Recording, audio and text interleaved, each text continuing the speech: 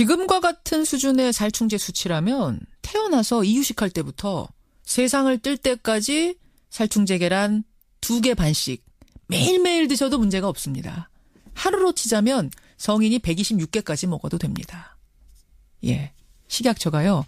어제 지금 나오는 살충제 수치 정도라면 건강에는 무해하다 공식 발표를 했습니다. 정말 그럴까요? 예, 그랬으면 좋겠습니다만 환경보건학회가 강력히 반발하고 나섰습니다. 어떤 얘기인지 서울대 보건대학원 최경호 교수와 함께 짚어보죠.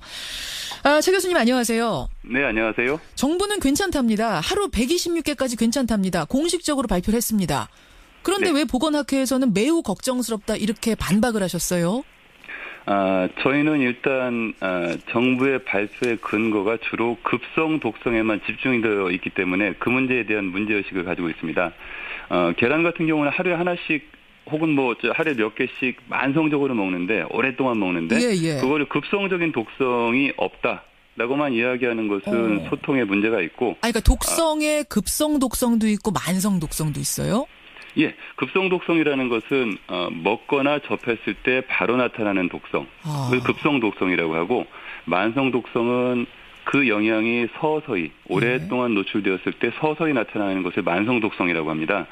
그런데 우리가 유해성 평가를 할 때 급성 독성이 나타나는 어떤 임계점 그리고 만성 독성이 나타나는 임계점을 기준으로 평가를 하게 되는데 현재 정부의 발표에 의한 안전성은 급성 독성에 주로 집중이 되어 있고 실제 소통이 되는 정보들도 대개 급성 독성입니다. 그럼 한 독성 성분을 놓고도 급성 독성적인 면과 만성 독성적인 면이 따로 있는 겁니까?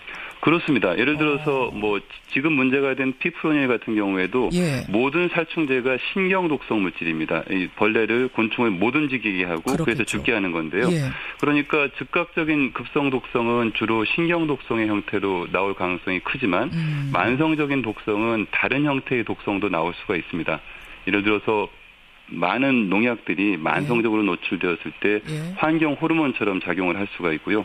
이 물질도 만성적으로 노출되었을 때 물론 레트라고 하는 쥐지만 갑상선 호르몬의 수준을 낮추고 그래서 갑상선과 관련된 다양한 질환을 일으킬 수 있다라고 하는 게 2년에 걸친 만성 노출 실험에서 보고가 되었습니다. 그렇군요. 근데 지금 어제 식약처의 설명을 들으면 하루로 치자면 126개까지 먹어도 된다. 이건 급성적인 면이 맞는 것 같은데 만성적인 면에 대해서도 설명을 했거든요. 태어나서 죽을 때까지 2.6개까지 먹어도 된다. 이거는 만성적인 면으로도 괜찮다라고 한 거 아닙니까? 이제 근데 그 발표를 찬찬히 보면은 급성 독성 영향에 대해서 설명을 할 때는 이제 급성 독성 임계점을 기준으로 해서 예를 들어서 10kg의 나이, 20kg의 나이, 60kg인 성인을 구분해서 설명을 하면서 계산이 잘 되었고 그 결과를 보면은 급성 독성에 대한 발표는 문제가 없습니다. 근데 만성 독성적인 영향을 보았을 때는 사실 몸무게가 낮은 어린아이에 대한 고려는 거기에 빠져 있거든요. 그러니까 아이가 어렸을 때는 4kg부터 시작을 해서 10kg도 되는데 이런 그 만성 독성 임계치는 체중 1kg당 하루에 먹을 수 있는 총량을 설명을 하게 되어 있습니다. 그러니까 60kg인 사람보다 6kg의 나이는 10분의 1이 안전 수준인 거죠. 그럼 어제 발표와 상관없이 환경보건학회 우리 전문가들이 보시기에는 만성 독성적인 면을 쳤을 때 고려했을 때 지금 살충제 달걀에서 나온 그 정도 수치면 안전하지 않다 이 말씀이세요? 고노출군 그러니까 많이 먹는 사람들인 경우에는 안전하지 않을 수 있습니다. 그런데 다만 여기서 저희가 함부로 이야기를 할 수 없는 게 실제 특정한 피프로닐과 같은 살충제의 농도가 정말 대표값이냐 0.03 ppm이 나왔고 0.05 그 정도가 나왔는데 이제 그 정도의 수준이 정말 우리나라에서 노출될 수 있는 수준의 대표값이냐라고 하는 것을 전제를 하고 계산을 해야 되는데요. 그렇죠. 그걸 전제를 하고 계산했을 때 보면은 식약처가 이야기한 2.6개보다 어린아이 경우에는 낮은 수준에서도 만성 독성이 우려될 수 있는 그런 수준, WHO에서 이야기한 수준과 가깝다라고 저희가 계산을 하고 있습니다. 그러니까 만성 독성에 있어서는 이렇게 함부로 안전하다라고 단정 지을 수 없다. 결국 그 말씀이신 거예요. 예, 그렇습니다. 실제 저희가 좀 우려를 하는 것은 지금 현재부터 앞으로는 큰 문제가 없을 거라고 생각을 합니다. 적어도 문제가 된 살충제에 대해서는요. 왜냐하면 이제 안 쓸 거니까요. 그렇죠. 하지만 과거에는 그런 살충제들이 쓰여왔고 우리가 사실 몰랐던 거 아닙니까?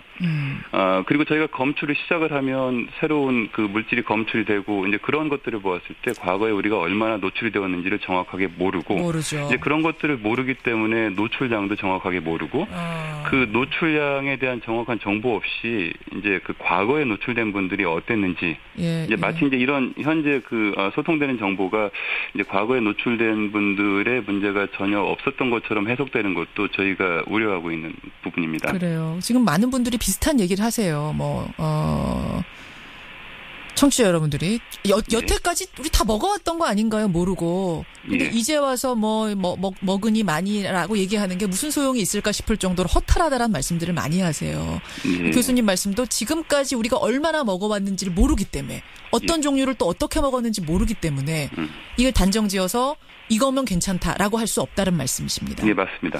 어제 발표 중에 또 하나 핵심 포인트는 한 달 정도 지나면 몸 밖으로 모두 배출된다. 그러니 안심해도 된다. 이것도 있었거든요. 이건 어떻습니까? 그것도 현재부터 미래까지의 위해성 그리고 또 과거의 위해성으로 나눠서 봐야 되는데요.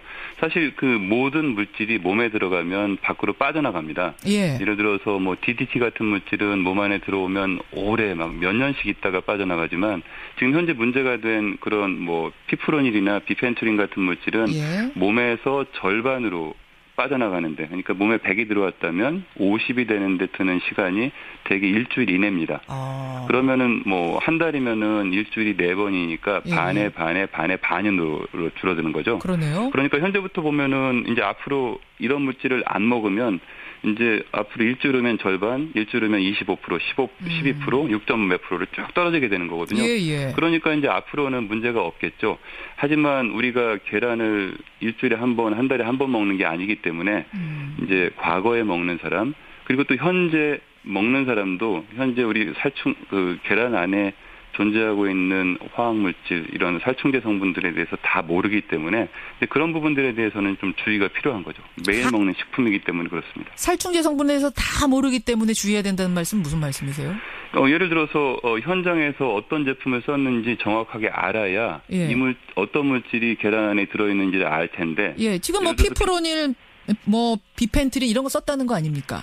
그렇습니다. 근데 이제 그런 것도 작년에는 검출이 안 되었었는데 검출이 안 된 이유가 실제 그 물질이 계란에 없었기 때문이 아니라 분석 대상 항목에 안 들어있기 때문에 우리가 없던 걸로 아는 거 아닙니까? 그렇죠. 이게 저희가 이 시스템을 잘 몰라서 그렇습니다만 어떤 피프로닐을 이번에 검사해야겠다 하면은 피프로닐에게 반응하는 시료를 가지고 검사한다든지 이런 식이 되는 건 거죠? 그 물질이 얼마나 있는지를 분석기기라고 하는 것으로 농도를 측정하게 되어 있습니다. 그런데 이제 현장에서 어떤 제품을 썼는지 우리 정부에서 이제 이런 양계용 진드기 살충제에 쓸 수 있는 제품을 14가지인가를 이렇게 지정을 해놨는데 그 외에 다른 물질을 자가로 써도 그걸 확인하거나 관리하거나 할 수 있는 시스템이 제대로 갖춰져 있었지 않았기 때문에 이제 농민들 입장에서는 효과가 없으면 조금 좋은 걸 갖다 쓰고 이제 그럴 수 있었던 거죠. 그래서 그런 과정에서 원예용 살충제 이야기도 나오는 것 같고 그러는 것 같거든요. 맞아요. 그래서 현장에서 어떤 제품을 썼는지 확실히 알아야 측정을 할 텐데 이제 현재는 그걸 잘 모르기 때문에 그런 부분에 대해서도 앞으로 장기적으로 확대하고 조사할 필요가 있는 거죠. 농식품부와 식약처로 나누어져 있는 이 이원화된 체계도 문제다 지적을 하셨던데 이건 어떤 얘기입니까? 현재 보면 우리가 매일 먹는 계란이나 이런 축산물도 생산 단계에서는 농식품부 그리고 유통이나 소비 단계에서는 식약처에서 위생이나 안전 관리를 하게 되어 있습니다. 그렇죠. 근데 똑같은 물질에 대해서 똑같은 제품에 대해서 두 부처에서 나눠 관리를 하다 보면 관리의 중첩이나 뭐 비효율적인 그런 그 중첩도 생기겠지만 관리의 사각지대도 생길 수가 있습니다. 그렇군요. 예를 들어서 이 부분은 내가 할 일인데 예. 저 부분은 다른 사람이 할 부분이다라고 나누는 과정에서도 생길 수가 있고요. 예. 그러니까 생산 단계에서 어떤 살충제를 혹은 어떤 위해 요인을 조사해야 될지 어떤 빈도로 정해야 될지 이제 그런 정보들이 서로 소통이 조화롭게 되어야 되는데 나누어서 관리되다 보니까 문제가 되면 이건 내 게 아니다. 뭐 혹은 이건 내 거다. 이제 그런 것들이 떠넘기기가 이루어질 수 있다. 이런 말씀이세요. 그리고 또 제대로 된 관리가 사실은 더 중요하죠. 떠넘기기보다는 관리의 사각지대가 없으려면 일원화된 관리가 어느 정도 필요한데 이게 이제 잘 안 되고 있었던 게 지금도 드러나는 것 같습니다. 청취자 0068님. 아니 우리들이 그 복잡한 학술 내용을 어떻게 알겠습니까? 하루 120개 괜찮다 하면 그냥 괜찮은 줄 아는 건데 아주 정확한 부분을 지적해 주셨어요. 교수님 그러니까요. 식약처에서 이런 말 할 때도 분명히 전문가들이 거기 계실 테고 뭔가 근거해서 발표를 했을 텐데 거기는 괜찮다 하고 환경보건학회에서는 아니다 하고 국민들은 이거 어떻게 해야 됩니까? 이런 문자가 많이 들어와요. 제 생각에는 전문가들이 다 모이셔서 조금 더 정확한 발표자로 지금 문제점 지적하신 그 부분에 대한 정확한 답변들을 다시 한번 공식적으로 정부가 내놓을 수 있도록 이렇게 좀 독촉을 해 주시길 부탁드리겠습니다. 예, 좋은 제안이라고 생각합니다. 동의합니다. 고맙습니다. 여기까지 말씀 듣겠습니다. 네, 감사합니다. 서울대학교 보건대학원 최경호 교수였습니다. 이분은 가습기 살균제 때 그 위험성을 공론화한 대표적인 학자입니다.